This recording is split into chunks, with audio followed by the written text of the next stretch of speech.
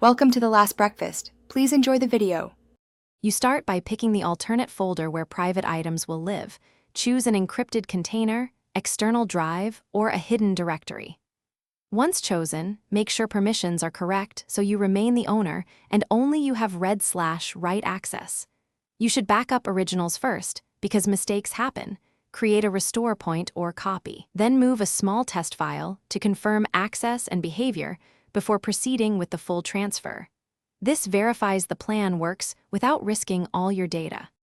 Now move your private files using reliable tools.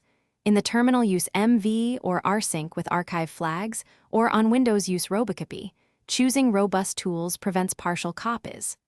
Once files are in place, encrypt the new location with Vera Crypt, BitLocker, or File Vault so data is protected at rest. Update any shortcuts, application settings, or search indexers so they point to the new path. And make sure to clear temporary files and caches that might still reference the old location. This prevents finish by testing access from your primary account and, crucially, from a separate account or guest session to ensure others cannot reach the folder.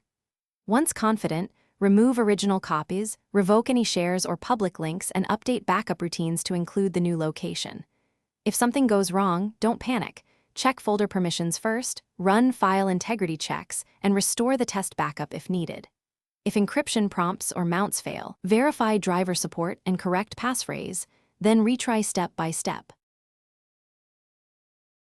Thanks for watching. If this was helpful, leave a like and consider subscribing. See you next time.